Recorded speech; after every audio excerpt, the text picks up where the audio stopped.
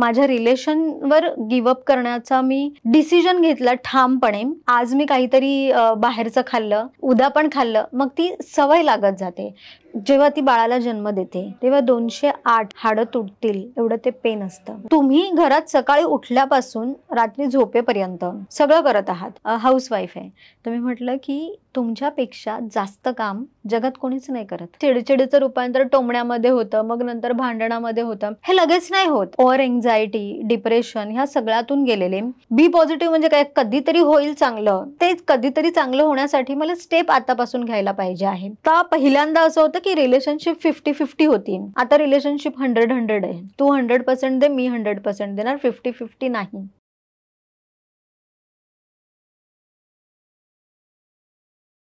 नमस्कार, MLA talk show मध्ये तुमचं मनापासून स्वागत आहे. आजचा पॉडकास्ट खूपच स्पेशल आहे, ज्यामध्ये प्रत्येक स्त्रीला च्या मनाला भिडणारा आजचा पॉडकास्ट आहे. स्टेटसपेक्षा कॅरेक्टर आणि लाईफ लिटरसी याच्या नवीन संकल्पना तुम्हाला पाहायला मिळतील. बाह्य जगाच्या अपेक्षा, नात्यामधील जबाबदाऱ्या आणि इमेज टिकवण्याच्या घाई गर्दीमध्ये आपली ही स्त्री बऱ्याच वेळा स्वतःला हरवून टाकते. आणि आज अशा खोल मनाला भिडणाऱ्या प्रश्नावर संवाद करणारे, जे आपल्याला स्वतःकडे नव्याने पाहण्याला भाग पाडणारे आणि पुन्हा एकदा आपल्याला आठवण करून देतील की आपण कुणासाठी नाही तर आपण स्वतःसाठी जगतोय.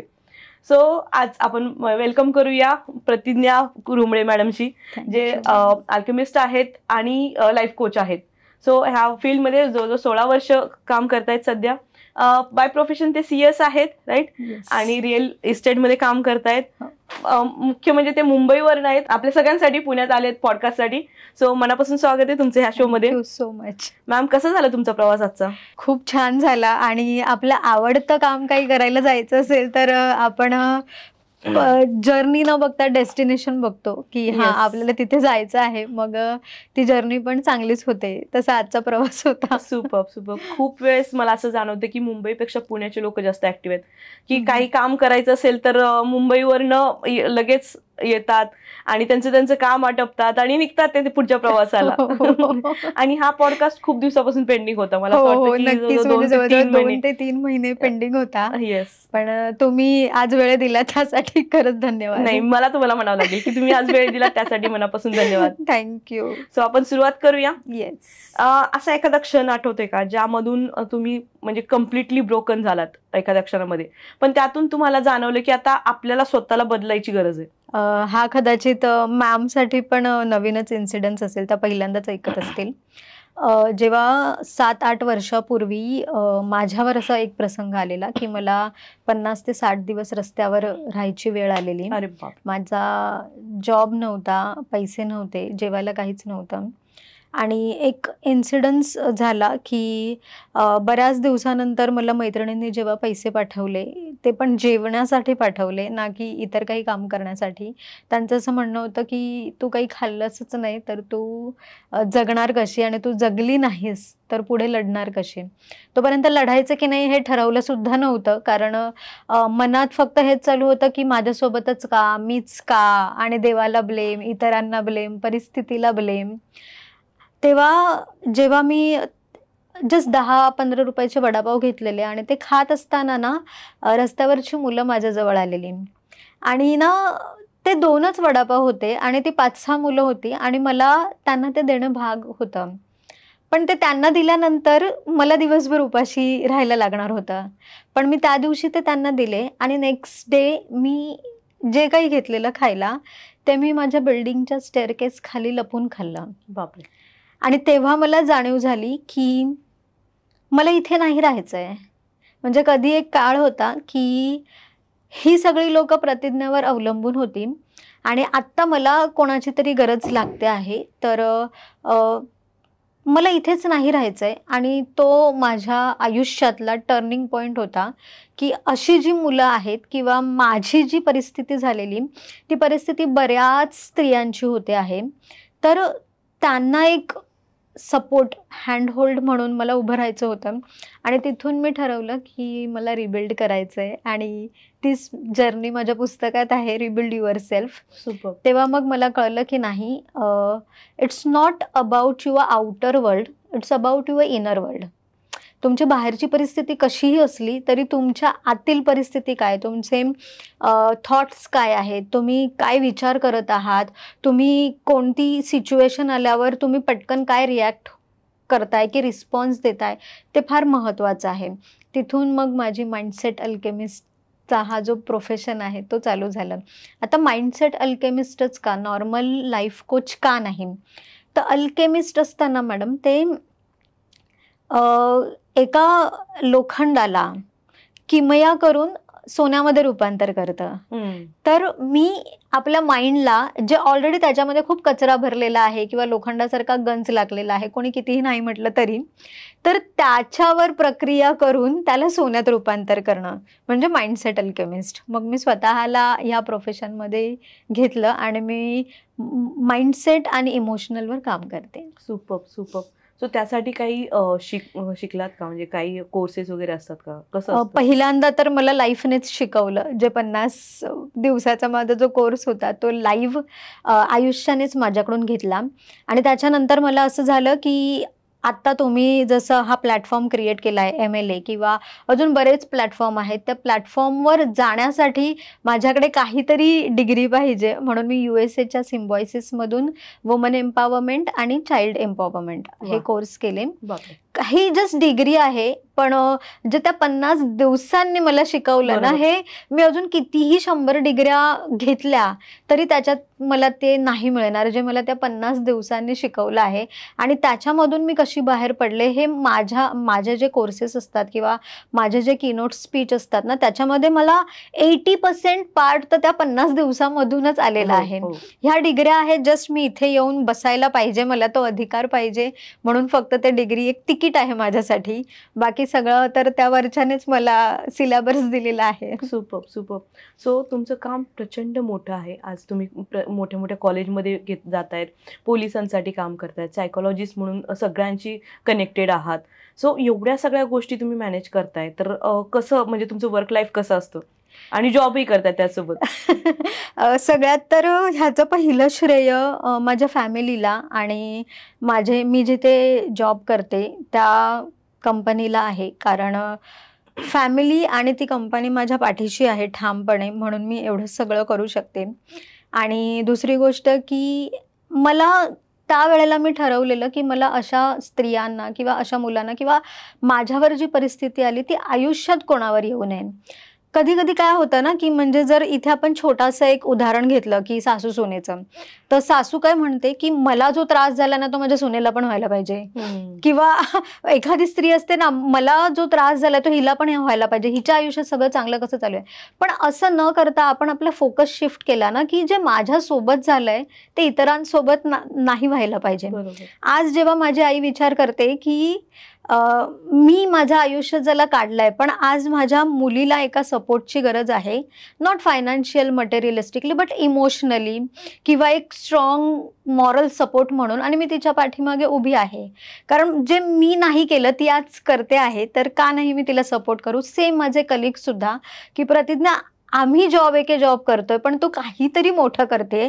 तर ॲक्च्युली सगळेच म्हणजे पिऊनपासून बॉसपर्यंत जेव्हा मला मदत करतात तेव्हा मला असं वाटतं की मी काहीतरी चांगलं काम करते. कारण सगळ्याच कंपन्यांमध्ये ही फॅसिलिटी नाही मिळत, किंवा आपण जर उद्या आपली कंपनी ओपन केली आणि आपला कोणी एम्प्लॉई सगळं सोडून बाकीचं करतोय म्हटल्यावर आपण पण थोडंसं म्हणजे हातपाय थोडेसे आखडते घेऊ. पण मला जो सपोर्ट मिळतो आहे त्याच्यातून मला ॲक्च्युली तीच पावती आहे माझ्या कामाची की मी काहीतरी चांगलं करते आहे, काहीतरी उदात्त करते आहे. आणि माझं बऱ्यापैकी काम 80% काम माझं सोशली आहे, सगळं सोशली आहे. आज मी 10 मुलांच्या शिक्षणाचा खर्च करते टोटली. दरवर्षी मी 10 मुलांच्या शिक्षणाचा खर्च करते. इथे मी स्त्रियांना सांगू शकते की आपण रिवेंज आपलं बऱ्यापैकी आपल्या मनात असतं की आपण बदला घेऊया, किंवा रिवेंज हा सगळ्यांच्याच मनात असतो. तर मी सांगेन की रिवेंज हा दुसऱ्याला पाडून न घेताना आपण त्याच्यापेक्षा मोठं होऊन घेतला पाहिजे. जेव्हा मला एक टॉन्ट मारला गेलेला की तुझी आई होण्याची लायकी नाही आहे, ती एका स्त्रीसाठी, म्हणजे आई हा एक हळवा कोपरा आहे एका स्त्रीचा, आणि जेव्हा तिला हा प्रश्न किंवा हे टॉन्ट मारले जातात तेव्हा किती तिची अवस्था काय असेल. पण मी विचार केला की मला तो रिव्हेंज त्या पद्धतीने नाही घ्यायचा आहे. आज मी ज्या मुलांच्या शिक्षणासाठी खर्च करते, आज मी ज्या लहान मुलांसाठी काम करते, ती मला आई म्हणून म्हणतात. त्याच्यातली काही मुलं मला आई म्हणतायत आणि हेच माझ्यासाठी खूप मोठं आहे. कोणीतरी म्हटलं आहे की आई होण्यासाठी जन्म देण्याची गरज नसते. तुम्ही आई पण हे तुमच्या स्वभावात आलं पाहिजे.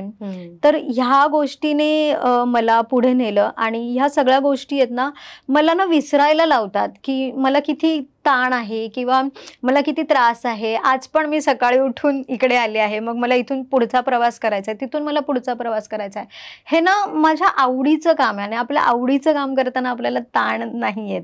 आणि जेव्हा तुम्हाला ताण येतो ना तुमच्या आवडीचं काम करताना, तर एकतर तुम्ही ते पैशासाठी करत असणार किंवा आपण म्हटलंय की character over status over character, तुम्ही स्टेटस जपण्यासाठी करत आहात. बरोबर बरोबर. सो तुम्ही जो सांगितलं की एक स्त्री म्हणून समाजाने दिलेले स्टेटस मागं टाकून एखाद्या स्वतःच्या कॅरेक्टरवर काम करावं लागतं. सो असा काही एखादा प्रसंग आला की ज्यामध्ये तुम्ही असं ठरवलं की मी माझीच जी ओळख आहे मी स्वतः ठरवणार किंवा मी बनवणार? जेव्हा 5-6 वर्ष म्हणजे 7-8 वर्षापूर्वी तो फेज आलेला, तेव्हा मला रिलेशनशिपमध्ये गिव्हअप करावं लागलेलं. मला नव्हतं करायचं, पण आपल्याला जेव्हा कळतं की नाही वर्कआउट होते तेव्हा गिव्हअप करायला लागलेलं. बरोबर. आणि एक प्रोफेशनल मुलगी, सगळं काही चांगलं आहे पण एक पार्ट माझ्याकडून चांगला नाही होत आहे, तर ते आपल्याला एक स्त्री म्हणून आपल्याला वाटतं की आपण सगळ्यांमध्ये एकदम परफेक्ट असायला पाहिजे. मी परफेक्ट मुलगी असायला पाहिजे, आई असायला पाहिजे, बायको असायला पाहिजे, वहिनी वगैरे सगळ्या कॅरेक्टर्स मी परफेक्ट निभवायला पाहिजेत. पण कधी कधी नाही होत, आपण सगळ्यांना खुश नाही ठेवू शकत. हे तेव्हा मी मनात बिंबवलं आणि जेव्हा मी माझ्या रिलेशनवर गिव्हअप करण्याचा मी डिसिजन घेतला ठामपणे, तेव्हा मला बऱ्याच स्त्रिया मला दिसल्या की म्हणजे मी लहान असताना की कोणी विडो असायच्या, कोणी डिवॉर्स असायच्या, तर त्यांना कसं वागवलं जायचं वगैरे. तर एक आई म्हणून माझ्या आईच्या डोळ्यात ते बरेच प्रश्न होते. तेव्हा मी ठरवलं की ह्या डोळ्यात ते प्रश्न नाही दिसायला पाहिजेत आणि तेव्हा मी माझ्या स्टेटसपेक्षा माझ्या कॅरेक्टरवर काम केलं.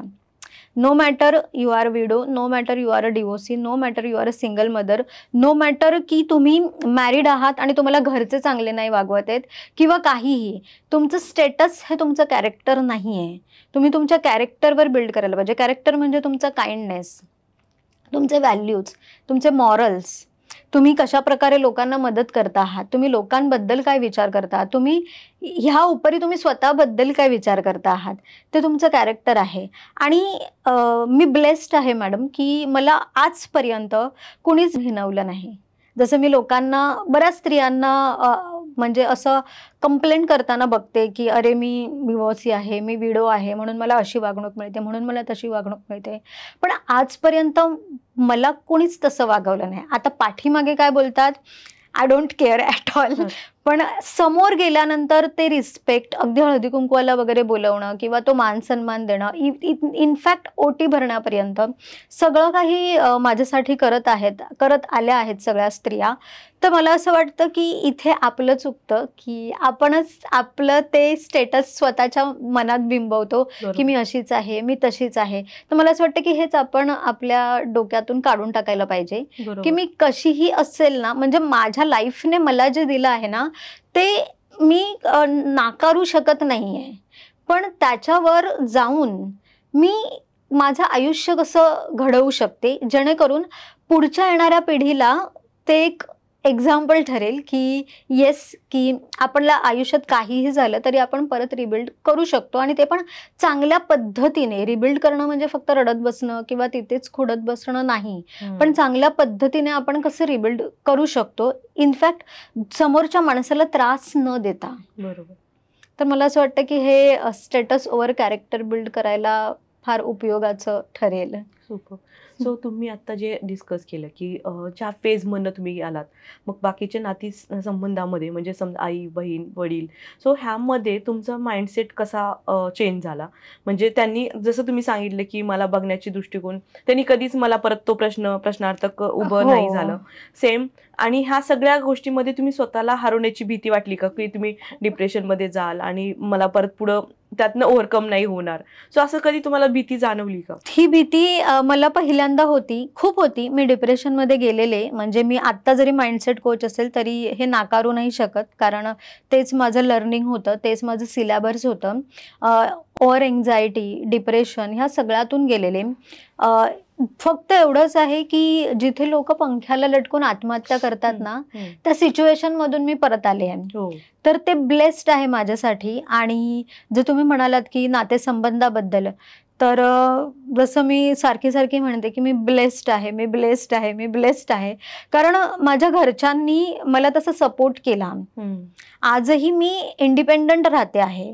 म्हणजे so called, sorry to say, but so called ज्योतिष, सो कॉल्ड लॉयर ह्या सगळ्यांनी सांगितलेलं की तुला तुझ्या पॅरेंट्सच्या घरी जायचंय आणि तू तिथून तुझी लढाई लढ. पण मी म्हटलं की नाही, असं कसं होऊ शकतं, मी नाही जाणार तिथे. आणि मला नव्हतं जायचं, कारण एक पार्ट होता की मला त्यांच्या डोळ्यात ते जे दुःख आहे माझ्या प्रती, ते बघून मी स्वतःला रिबिल्ड नाही करू शकत होते. तर कुठेतरी एक मला तो फॉर्म, आणि भले तो मला दुःख देणारा डिसिजन होता, पण कधी कधी आपल्याला आपल्यासाठी किंवा समोरच्यासाठी तसे डिसिजन घ्यावे लागतात. तेव्हा मी ठरवलं की मी इंडिपेंडंट राहणार आणि मी स्वतःचं आयुष्य उभं केलं. पण आज सगळे खुश आहेत माझ्या त्या डिसिजनने. आणि आज मला प्राऊड फील होत आहे की मी स्वतःला पण ती सवय नाही लावली की मी कोणावर डिपेंडंट राहू.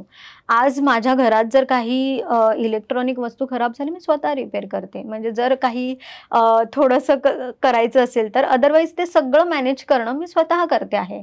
तर त्याच्यासाठी आपल्याला इतर कोणाची गरजच नाही आहे. हा इंडिपेंडंटपणा झाला. जिथे आपण म्हणतो ना की इक्वॅलिटी पाहिजे आहे आपल्याला, तर इक्वॅलिटी फक्त आपण आपल्या सोयीनुसार घेतला आहे हा शब्द. तो इक्वॅलिटी हा शब्द प्रत्येक ठिकाणी आला पाहिजे. कारण आपल्यासारखं त्यांचंही मन थकतं, म्हणजे पुरुषांचं मनही थकतं, त्यांनाही मन असतात, त्यांनाही भावना असतात. तर इक्वॅलिटी कुठे आणि कशी जपावी हे आपल्यावर आहे. तर कारण आपण जननी आहोत, आपण प्रत्येक गोष्टीला जन्म देत असतो आणि जन्म देणारा हा सर्वतोपरी असतो. तर मला असं वाटतं की तेच माझ्या नात्यांनी केलं. नवीन जन्माला येणाऱ्या प्रतिज्ञाला त्यांनी असं खूप खतपाणी घालून तिचं संगोपन करून खूप तिला सगळीकडून सपोर्ट केला. अगेन मी म्हणेन की मला मटेरियलिस्टिकली आणि फायनान्शियल सपोर्ट फार कमी मिळाला, जो मी स्वतः उभा केला. पण त्याच्या वर जाऊन ना मॅडम एक सपोर्ट लागतो की मी आहे, तू हो पुढे, मी आहे. म्हणजे जसं एक PCMCचा आपला इन्सिडन्स होता, मला तिथे जायचं होतं आणि तुम्ही म्हणालेलात की जा तू, होईल वगैरे. तर तो एक सपोर्ट होता ना, तो माझ्यासाठी मोठा होता. भले कोणी मला तिथे डायरेक्ट अपॉर्च्युनिटी नाही दिली, काही नाही दिली, असंच माझ्या सगळ्या नाते संबंधांनी केलं. मग माझे आई वडील असू दे, माझे भाऊ असू दे, माझे कझिन्स असू दे, माझे कलिग्स असू दे, माझे फ्रेंड्स असू दे. आज मी अशी माणसं जोडली आहेत की रात्री 3 वाजता जरी मी फोन केला ना तरी ते माझ्या दारात उभे असतील. आणि मी सगळ्यांना हात जोडून विनंती करते की अशी माणसं आयुष्यात जपा. बरोबर.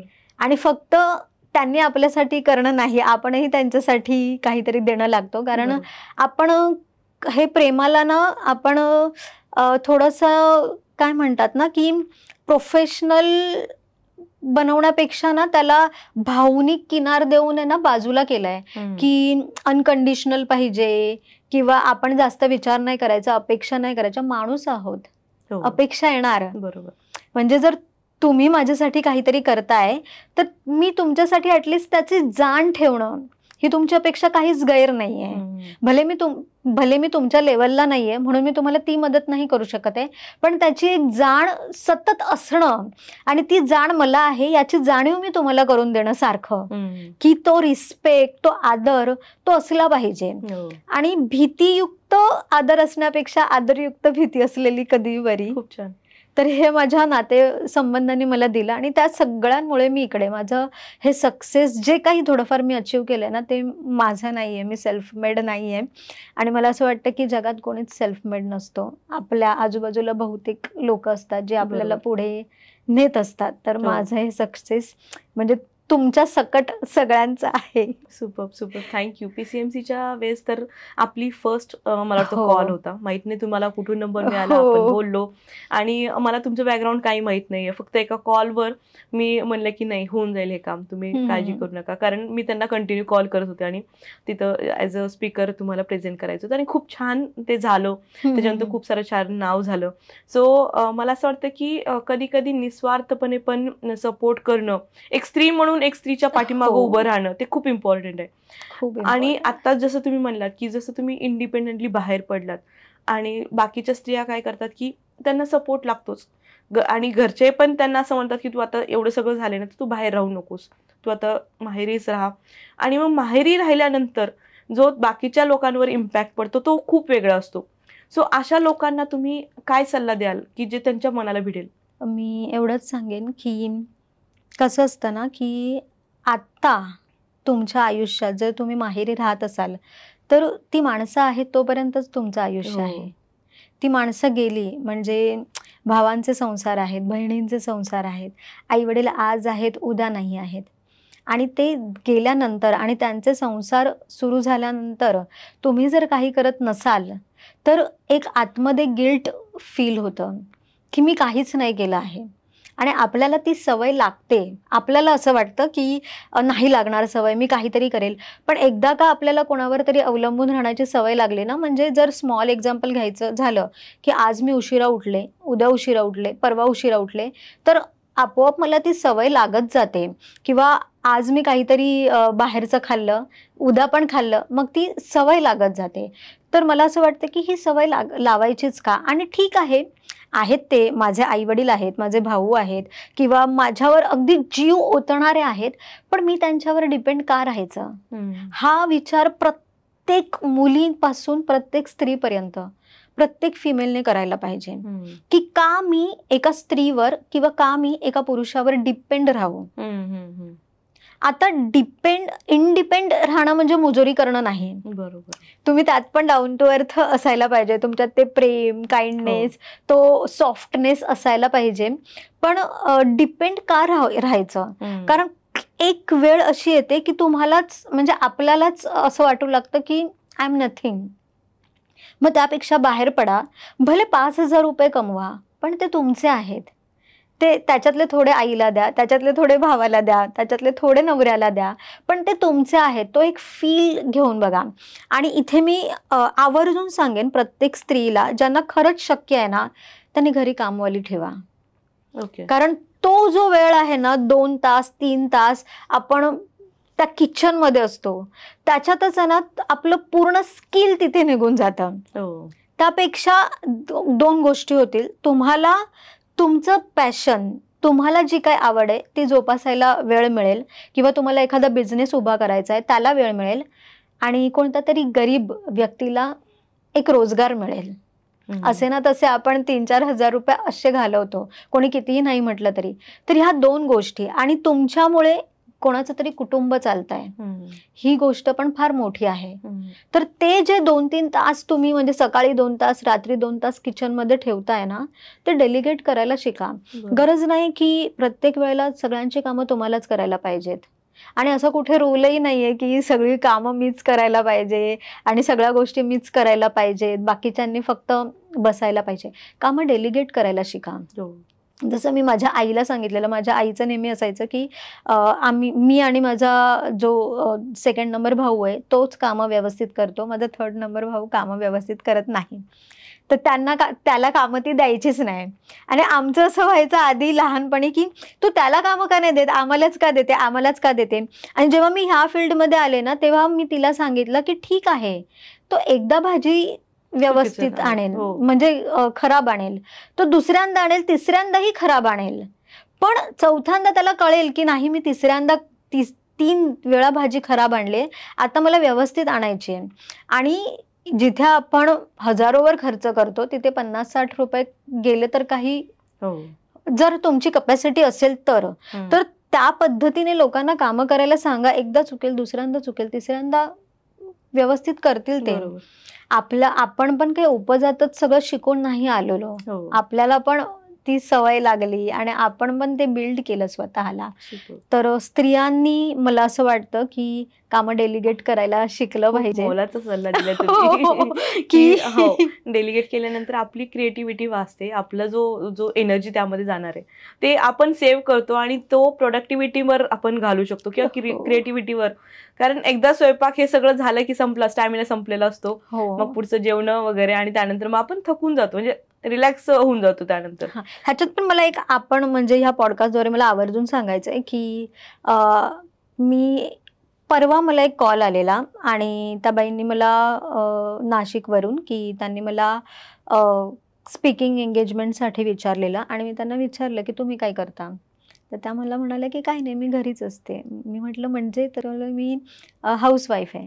तर मी म्हटलं की तुमच्यापेक्षा जास्त काम जगात कोणीच नाही करत. बरोबर. तर स्वतःला डिग्रेड नका करू की मी काहीच नाही करत वगैरे. तुम्ही काहीतरी करताय घरात म्हणून घरातली माणसं बाहेर जाऊन काम करतायत. बरोबर.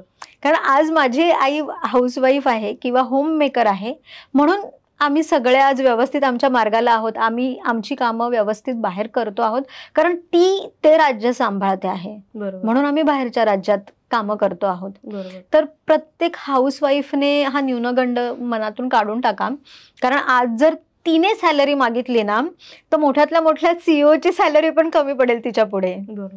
सो तुम्ही जो शब्द वापरला ना, आता हाऊसवाईफ ही संकल्पना काढून होम मेकर ही संकल्पना आली की होम मेकर ती आहे, बॅकबोन आहे, म्हणून बाकीचे सगळे शांततेत काम करतात, व्यवस्थित त्यांचं सगळं रुटीन होते. सो हे खूप मोठा विचार तुम्ही दिलाय आज. आणि जे लोक असं समजतात की स्वतःला की मी काहीच नाहीये, सो त्यांच्यासाठी तुम्ही काही नाही, तुम्ही होम मेकर आहात. तुमच्यामुळे घर आहे. 1-2 दिवस तुम्ही सुट्टी घेऊन बघा, म्हणजे मग कळेल की काय पुढचं काही गोष्टी घडतात त्या. सो आपण पुढच्या प्रश्नाकडे वळूया. सो तुम्ही जे सांगितलं की स्टेटस सोडून कॅरेक्टर घडवणं असं एक खूप मोठं खोल भाग आहे. सो त्याची सगळ्यात सुरुवात, पहिला टप्पा काय असला पाहिजे? त्याचा पहिला टप्पा स्वतःला ओळखणं. बरोबर. मी काय विचार करते आहे माझ्या बाबतीत, मला काय समजते आहे. कारण आपण जसं स्वतःला वागवणार ना तसंच जग तुम्हाला वागवणार. जेव्हा मी स्वतः त्या परिस्थितीतून आले आणि मी ठाम राहिले की मी स्वतःला ते लेबल नाही लावणार. आणि भले जगाने लावलं ना तर मी जगाला बाजूला काढेन आणि मी माझं स्वतःचं अस्तित्व किंवा माझं स्वतःचं जग चालू करेन. पण बाय गॉड ग्रेस मला तसं नाही, म्हणजे तशी परिस्थिती नाही आली. मला सगळ्यांनी सामावून घेतलं. तर स्टेटस ओव्हर कॅरेक्टर, मी त्याची सुरुवातच मला असं वाटतं की स्वतःला ओळखणं, स्वतःला काय पाहिजे आहे. कारण एखादी स्त्री आहे ना जी बऱ्याचदा बघा आपल्याला काही करता नाही येत, त्याचं एक फीलिंग, गिल्ट असतं, दुःख असतं, मग त्याची चिडचिड होते. मग त्या चिडचिडीचं रूपांतर टोमण्यामध्ये होतं, मग नंतर भांडणामध्ये होतं. हे लगेच नाही होत, ओव्हर द पिरियड होतं, पण होतं. मग आपल्याला असं वाटतं की अरे मी तर अशी नव्हते, किंवा समोरच्याला पण असं वाटतं की अरे ही तर अशी नव्हते, ही आधी ऐकून घ्यायची, आता ऐकून नाही घेते. पण हे नाही समजत आहे की त्या गिल्टचं रूपांतर चिडचिडीमध्ये झाल्यानंतर भांडणामध्ये झालं आहे. त्याच्यापेक्षा आधीच जर आपण आपल्या कॅरेक्टरवर काम केलं की आय एम इनफ, मी संपूर्ण आहे, मला कोणाची गरज नाहीये संपूर्ण करायला. कारण नवरा बायको पण आहेत ना ते वेगवेगळे संपूर्ण भाग आहेत. कारण आता पहिल्यांदा असं होतं की रिलेशनशिप 50-50 होती, आता रिलेशनशिप 100-100 आहे. तू 100% दे, मी 100% देणार, 50-50 नाही. बरोबर.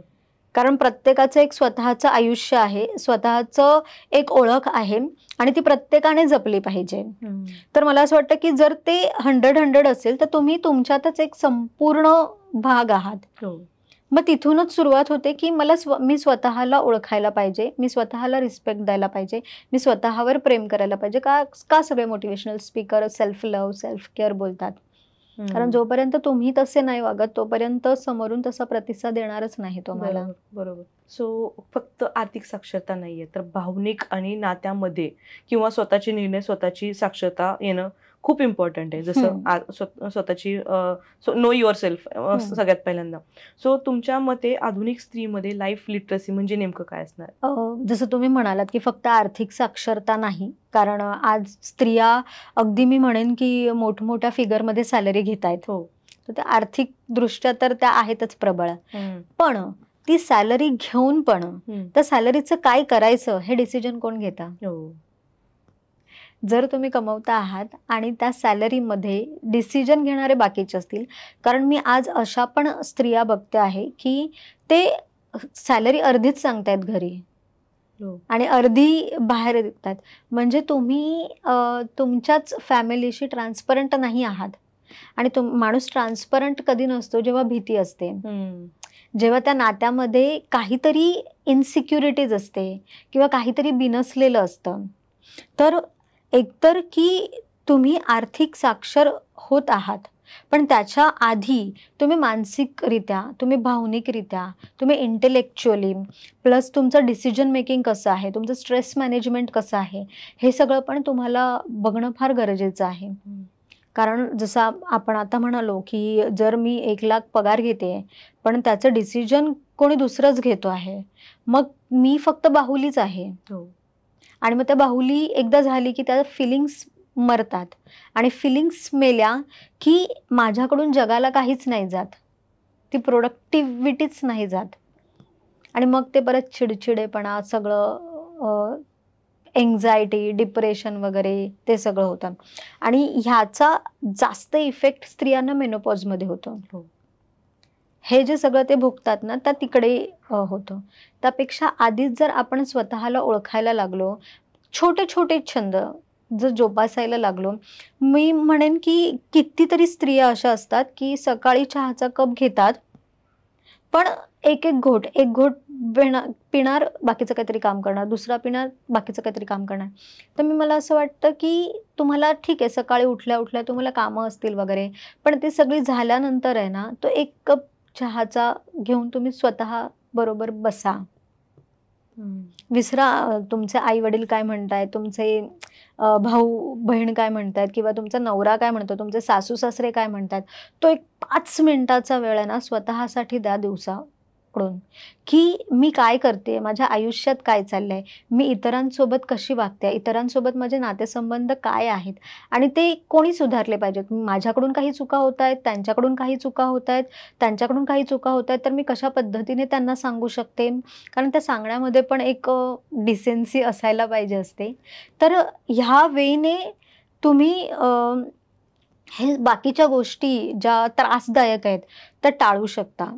आणि मग ते जे एकदा का ह्या गोष्टी झाल्या ना की तुमच्यात तो फर्मनेस येईल की ह्या महिन्यात मी माझ्या सॅलरीचा डिसिजन घेते ना, मग पुढच्या महिन्यात की मी लास्ट मंथ मध्ये घेतलेला आणि तो बरोबर होता, तर मी ह्या महिन्यात पण घेते ना, माझ्याकडून नाही चुकणार. मग असं करत करत तुम्ही तुमच्या सॅलरीचा डिसिजन तुम्ही घेऊ शकता. बरोबर. तुमच्याच काय, इतरांच्या पण. पण आता तुम्हीच स्वतःच कॉन्फिडंट नाही आहात असं दुसऱ्यांना वाटतं आहे. तुम्ही कितीच कॉन्फिडंट असाल, पण तुम्ही प्रेझेंट कसं करता त्यावर पण आहे. मृणाल कुलकर्णीचं एक मूवी आहे, आता मला नाव नाही माहिती आहे, पण मी त्या दिवशी एक छोटासा रील बघितलेला ह्याच्यावरच आहे की ती घर सोडून येते सासरचं आणि तिची आई म्हणते की आपण एवढा आता ताईपणा बरा नव्हे, 2 दिवस शांत बसा आणि नंतर आपण परत जाऊ बोलायला. आणि तिचे बाबा तिला आईचं लक्ष, म्हणजे आईचं बोलणं पूर्ण दुर्लक्ष करून तिचे बाबा तिला विचारतात की नेट बँकिंगचा पासवर्ड आहे, बापरे, चेकबुक आणलंयस, आणि हे तिच्याकडे काहीच नसतं. आणि मग ते तिला म्हणतात की तुम्ही मुली इतक्या शिकलात पण तुम्हाला स्वतःच्या फायनान्सचे डिसिजन नाही घेता येत, मग तुमच्या शिकण्याचा काय उपयोग. म्हणजे आपल्याकडे अशा मूवी पण आहेत जे खरंच त्यातून काहीतरी घेण्यासारखं आहे, पण आपण भलत्याच मूवीकडे आपला कल जातो आहे. बरोबर. तर हे सगळं जे आहे ना ते बऱ्यापैकी शिकण्यासारखं आहे. आणि पण आपण सासू सुनांची भांडणं, तिच्यावर वरचढ होणं, ते न घेता असे काही जे खरंच घेण्यासारखे आहे, ज्याने माझं आयुष्य कसं समृद्ध होईल आणि त्याच्यासोबत माझ्या कुटुंबाचं आयुष्य कसं समृद्ध होईल, हे आपण जर बघितलं तर फार चांगलं होईल सगळ्यांसाठीच. Super super. सो डिसिजन चुकीचा घेण्यापेक्षा डिसिजन न घेता येणं हे सगळ्यात जास्त असं मला वाटतं वाईट आहे. सो हे खूप छान तुम्ही सांगितलंय. आता तुम्ही मला सांगा की जे रोजच्या रोज आपल्यामध्ये काय काही गोष्टी इम्प्लिमेंट करायच्या असतात.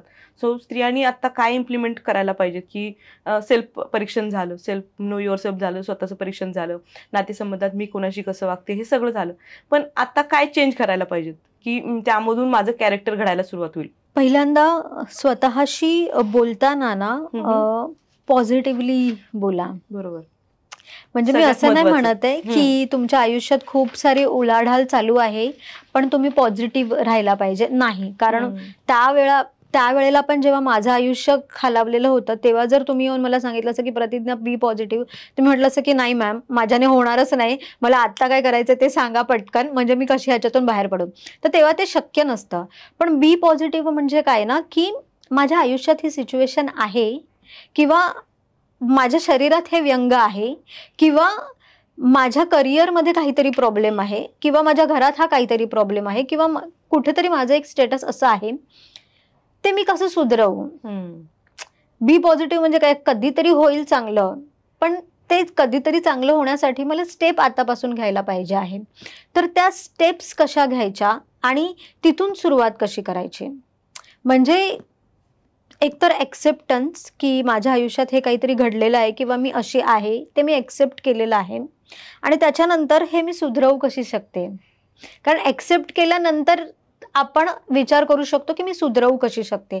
जेव्हा मी एक्सेप्टच नाही करणार की नाही असं नाहीच आहे, मी व्यवस्थितच आहे, सगळं व्यवस्थित चाललंय, तर तो सुधरवण्याचा पार्टच आपण बंद करतो. त्याच्यामुळे एक्सेप्ट केल्यानंतर आपण ते सुधरवू कसं शकतो आणि एकदा का आपल्याला कळलं ना की येस आता मी सुधरवू शकते, मग काय सोर्सेस आहेत, माणसं लागतात, पैसा लागतोय, परिस्थिती लागते किंवा इतर काही सोर्सेस आहेत, ते काय आहेत, इझिली मी कोणाकडे जाऊ शकते आणि तिथून मग माझी कामं कशी सुरू होतात.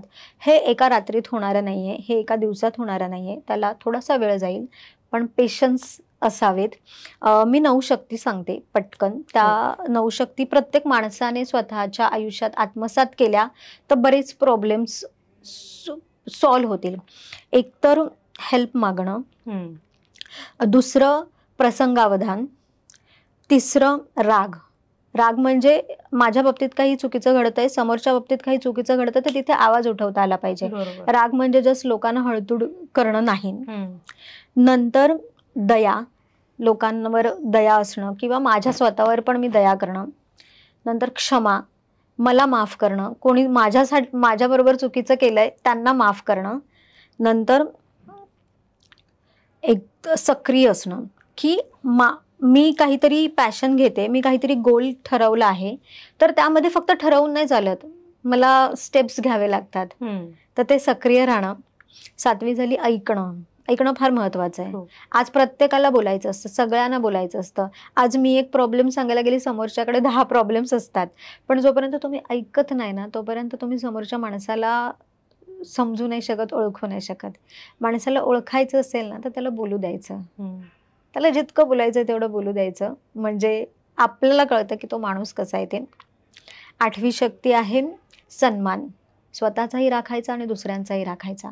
आणि 9वी इम्पॉर्टंट शक्ती म्हणजे रिबिल्ड, की परिस्थिती कशी असो तुमच्याकडे ती सगळी क्षमता, किमया, ऊर्जा, जे काही स्किल आहे ना ते देवाने भरभरून दिलं आहे, तुम्ही ते रिबिल्ड करू शकता.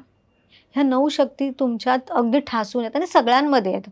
असं नाही की माझ्यात एक शक्ती कमी दिली आहे तुमच्यात नाही, ह्या सगळ्यांमध्ये आहेत. फक्त आपण त्या जोपासायच्या कशा, त्या यूज कशा करायचा हे ज्याचं त्याच्यावर आहे. आणि बिलीव्ह मी, ह्या 9 शक्ती मी माझ्या पुस्तकात पण आहेत, ह्या जर तुम्ही आत्मसात केल्या ना, ह्याला टाईम लागेल, कारण आपण प्रत्येकाला लगेच क्षमा नाही करू शकत, आपण प्रत्येकावर दया नाही दाखवू शकत, आपण प्रत्येक वेळेला मदत नाही मागू शकत, कारण एक ह्युमन नेचर आहे, इगो येतो, तो कॉन्फिडन्स नसतो किंवा काही नसतं, पण हे करून बघा, तुम्ही नक्की नेक्स्ट लेवलला हा जाण्याचा मार्ग आहे. सुपर. सो तुम्ही खूप खूप छान सांगताय ॲक्च्युली. आणि आत्ता काय झालं की एक्सपोजर खूप आहे, लोकांना सगळ्यांना एक्सपोजर आहे, पण बऱ्याचशा ज्या रुरल पार्टमधल्या आहेत किंवा ज्या रँडमली भेटतात की ज्या फेसबुकवर नाही किंवा सोशल मीडियाच त्यांना नाही आहे माहिती, सो असे लोक सेल्फ वर्थसाठी खूप गोंधळलेले असतात. सो त्यांना तुम्ही काय सांगाल की ज्यामुळं त्या जाग्या होतील किंवा पहिले स्वतःची किंमत काय ते ओळखा आणि त्याच्यानंतर तुम्ही नाही का कॅरेक्टर बिल्ड करा. सो तुम्ही त्यांना काय सांगाल? सेल्फ वर्थ साठी मी एकच सांगेन की जसं आपण आतापर्यंत बऱ्याचदा बोलत आलो आहे की तुम्ही तुमच्याबद्दल काय विचार करता आहात, तुम्ही तुमच्याबद्दल तुमच्या डोक्यामध्ये काय प्लॅनिंग आहे तुमच्या आयुष्यासाठी. कारण कसं असतं ना की आज जर माझ्याकडे काही करायचं आहे तर स्त्री काय करते की स्वतःला बॅकस्टेजला ठेवते आणि बाकीच्यांचं होऊ दे मग मी माझं बघते, किंवा एखादी शॉपिंग करताना पण की बाकीच्यांचं होऊ दे मग मी माझं बघते. तर मी असं नाही म्हणत आहे की बाकीच्यांना टाकून तुम्ही आधी तुमची करा, पण बाकीच्यांसोबत बाकीच्यांनी 10 गोष्टी घेतल्या आहेत ना, तुम्ही 2 गोष्टी तरी घ्या स्वतःसाठी आणि आवर्जून घ्या, हक्काने घ्या. आणि हे बऱ्यापैकी मला हाऊसवाईफ्सना, होममेकर्सना सांगायचं आहे की त्या स्वतःला भरपूर डिमोटिवेट करत असतात की आम्ही काहीच नाही करत. तुम्हाला नाही माहिती असतं की ऑफिसात बसणारी जी स्त्री आहे, सॉरी सगळ्याच नाही, पण ती दिवसभर काहीच काम करत नसेल तिथे, फक्त ती ऑफिसमधून जाऊन आली आहे म्हणून तुम्हाला असं वाटतंय की ती सगळं करते आहे. पण तुम्ही घरात सकाळी उठल्यापासून रात्री झोपेपर्यंत सगळं करत आहात. आणि ह्याच्यात तर वर्स्ट सिच्युएशन आहे, जी होममेकर पण आहे आणि ऑफिसला पण जाते, म्हणजे जे प्रोफेशनल पण आहे आणि होममेकर पण आहे, त्यांना दोन्ही स्टेप्सवर जमलिंग करायचं आहे. तर तेव्हा मला असं वाटतं की तुम्ही संपूर्ण आहात, तुम्ही जन्मदात्या आहात, तुम्ही पुनर्निर्माण करणाऱ्या आहात, तुम्ही निर्माण करणाऱ्या आहात. त्यामुळे तुम्ही किती श्रेष्ठ आहात. जर स्वतःची सेल्फ वर्थ ओळखायची असेल तर एकच छोटंसं उदाहरण देते, मग ती आई असो नसो, जेणे कोणाला जन्म दिला असेल नसो, पण प्रत्येक स्त्रीमध्ये ना जेव्हा ती बाळाला जन्म देते तेव्हा 208 हाडं तुटतील एवढं ते पेन असतं. आज आपण एकाला एक फाईट मारली तरी ते किती पेन असतं, पण ते 208 हाडं तुटतील एवढं पेन बेअर करून ती एक जीव निर्माण करत असते.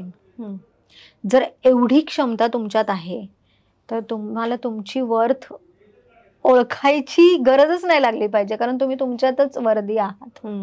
मग तुम्ही कोणाला जन्म देऊ अथवा न देऊ, बरोबर, you are worthy in your self. बरोबर. सो तुम्ही असा कॅरेक्टर ओव्हर स्टेटस हे तत्व तुम्ही टिकवून ठेवले, तर असा एखादा प्रसंग आहे का की ज्यामध्ये तुम्हाला जाणवले की हे खूप आपण योग्य केलेलं असं? हो, म्हणजे बऱ्याचदा असं झालेलं की मला सारखं डावललं जायचं. हे ह्या सिच्युएशन नंतर नाही, ती जी सिच्युएशन आहे, वर्स्ट सिच्युएशन माझ्या आयुष्यात यायच्या आधी, म्हणजे मी आधीपासूनच माझ्या कॅरेक्टरवर फार जोर देते की माझं कॅरेक्टर व्यवस्थित असायला पाहिजे, जेणेकरून माझं स्टेटस आपोआप दिसेल.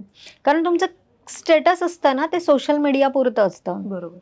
कारण सोशल मीडिया आत्ता आहे, आधी नव्हता. तेव्हा तुम्हाला तुमच्या कॅरेक्टरवरच काम करावं लागत होतं. जेव्हा म्हणजे विचार करा ना की सोशल मीडिया नव्हता तरीही बिझनेसमॅन नावाने ओळखले जायचे. मग त्यांचं ते कॅरेक्टर किती स्ट्रॉंग असेल. तर मला जेव्हा अशी एक सिच्युएशन आली की मला माझ्या करिअरमध्ये डावललं गेलं, तेव्हा मी तिथे स्टँड घेतला की जर इथे माझ्या स्किल्सवर जे काही भर न देता, जर फक्त तुम्ही पॉलिटिकली जर माझ्यावर काही आरोप प्रत्यारोप करणार असाल किंवा काहीतरी असंच न्यूसन्स क्रिएट करणार असाल, देन मला त्याचा पार्टच नाही व्हायचंय. म्हणजे मी ना आर्ग्यू करणार, मी ना काही माझं एक्सप्लेनेशन देणार, मी ना स्वतःला काही तिथे प्रेझेंट करणार. मी बॅक होणार, मी त्या ड्रामामधून बाजूला होणार. सो तुम्ही अल्केमिस्ट आहात, प्लस तुम्ही एक ऑथर पण आहात. हो. रिबिल्ड युअर सेल्फ हे खूप सुंदर असं बुक तुम्ही पब्लिश केलेलं आहे. सो ह्या बुक बद्दल तुम्ही काहीतरी सांगाल? ऍक्च्युली हे बुक आहे ती माझ्या आयुष्याची जर्नी आहे. ओके. यामध्ये सगळे इन्सिडेंट्स नाही लिहिले आहेत, म्हणजे ऑटोबायोग्राफी नाहीये. बर. पण त्या सिच्युएशन मध्ये जेव्हा तुम्ही शून्य होऊन जाता, कारण पहिल्यांदाच तुम्ही शून्य असता तर काही फरक नाही पडत, पण तुम्ही कुठेतरी टॉप लेवलला आहात, मग तिथून तुम्ही धाडकन खाली पडता आणि तिथून उभं राहायला मग तुम्हाला समाजाला फेस करायचं आहे, घरच्यांना फेस करायचं आहे, एक स्वतःचं स्टेटस जे पूर्णतः कोलमडलं आहे, तुमच्याकडे काहीच नाहीये. आणि तिथून जेव्हा तुम्हाला रिबिल्ड करायचं असतं, काही सोर्सेस नसतात, काहीच नसतं, एक भीती असते जगाला कसं सामोरं जाऊ, की पहिल्यांदा म्हणजे हे माझ्या आयुष्यात घडलंय हे एक्सेप्ट करायलाच मन तयार नसतं. आणि माझ्या आयुष्यात पण असं काहीतरी घडेल विपरीत, जे लाईफ लॉंग एक लेबल तुमच्या आयुष्याला लागणारा असतो, पण त्याला डावलून तुम्ही स्वतःला रिबिल्ड कसं करता, हे त्याच्यामध्ये 9 मी शक्ती आहेत त्याचा पण वापर केलेला आहे. प्लस प्रॅक्टिकल टू स्पिरिच्युअल, म्हणजे मी असं नाही की फक्त प्रॅक्टिकल, मी स्पिरिच्युअली पण खूप काही केलेलं आहे यातून बाहेर येण्यासाठी. तर हे पुस्तक तुम्हाला नक्कीच काम करेल आणि हे नक्की वाचा, आवर्जून वाचा. इंग्लिशमध्ये आहे. नक्कीच नक्कीच, काहीच हरकत नाही. सो मस्तच असणार आहे रिबिल्ड युअर सेल्फ. सो स्त्री मन खूप मोठं आहे, विषय खूप डीप आहे तसं बघितलं तर. आणि तुम्ही आज आपला इंटरव्ह्यू हा MLA ग्रुपसाठी किंवा महाराष्ट्रीयन लेडीज असोसिएशन, जी महिलांचा ग्रुप आहे प्रामुख्याने महाराष्ट्रातील महिला, त्यांच्यासाठी तुम्ही हा इंटरव्ह्यू दिलाय. सो खूप सुंदर आहे आणि मला असं वाटतं की प्रत्येक स्त्रीनं हा इंटरव्ह्यू पाहायला पाहिजे. आणि आजच्या पॉडकास्टमध्ये प्रत्येकीचा आवाज चेंज झाला पाहिजे, प्रत्येकाने स्वतःचं वर्थ किंवा नो युअर सेल्फ पासून सुरुवात केली पाहिजे. आणि स्टेटस पेक्षा कॅरेक्टर बिल्ड केल्यानंतर किंवा ब्रँड जी असतं, कुठली पण ब्रँड बघा तुम्ही अप्रोच होतात तेव्हा ते त्याचं त्या पर्सनचं कॅरेक्टर बघून अप्रोच होतात, की त्याचे हे भले त्याचे फॉलोअर्स कमी असतील पण त्याचं कॅरेक्टर कसं आहे. कारण काही वेळेस काय होतं की कॅरेक्टर जर चांगलं नसेल, काही चुकीच्या गोष्टीमध्ये इन्व्हॉल्व असेल, तर ब्रँड किती पण मोठा फॉलोअर असू दे तरी जात नाही, सेलिब्रिटी असू दे किंवा इन्फ्लुएन्सर असू दे तरी जात नाही. सो हीच गोष्ट आपण आजच्या पॉडकास्टमध्ये तुमच्याकडनं शिकली आहे आणि मला असं वाटतं की खूप सारे आपण ह्याच्यावर गप्पा मारू शकतो. आणखी एक सिक्वेल पॉडकास्ट नक्कीच करू शकतो. सो काही तुमच्या जर क्वेरीज असतील तर मी मॅडमचा नंबर या पॉडकास्ट खाली देईन आणि मॅडमला तुम्ही अप्रोच करू शकतात. हे बुक मला वाटतं अमेझॉनवरती अवेलेबल आहे. हो, अमेझॉनवरनं हे बुक पण तुम्ही परचेस करू शकतात, त्याची लिंक मी बायोमध्ये टाकेन. सो मॅम, तुम्ही आज इथं आलात आणि मनापासून तुमचं खरंच धन्यवाद. आज इथं छान मनमोकळ्या गप्पा मारल्या, त्यासाठी मनापासून धन्यवाद. आणि MLA, माझ्या सगळ्या MLA सखींसाठी, ज्या बिझनेस वुमन आहेत, ऑन्ट्रप्रोनियर्स आहेत, त्यांच्यासाठी माझी एकच कळकळीची विनंती आहे, तुम्ही कोणताही ब्रँड ओपन करा, तुम्ही कोणत्याही सर्व्हिसेस द्या, तुम्ही कोणतेही जे काही तुम्ही प्रोडक्ट असतील ते द्या, फक्त एक आवर्जून त्यामध्ये गोष्ट टाका की हे मी जे बनवते आहे, करते आहे, देते आहे, त्यांना जगाचे किती प्रॉब्लेम सॉल्व्ह होतील. जेव्हा तुम्ही हा एक थॉट त्याच्यात टाकाल ना, तर तुमचा सेल वाढायला वेळ नाही लागणार. बरोबर, सुपर. आणि थँक्यू सो मच मॅम, तुम्ही मला इथे बोलवलं, संधी दिलीत आणि आपण असंच नेक्स्ट सिक्वेल्स पण नक्कीच लवकर करूया. Yes, thank you.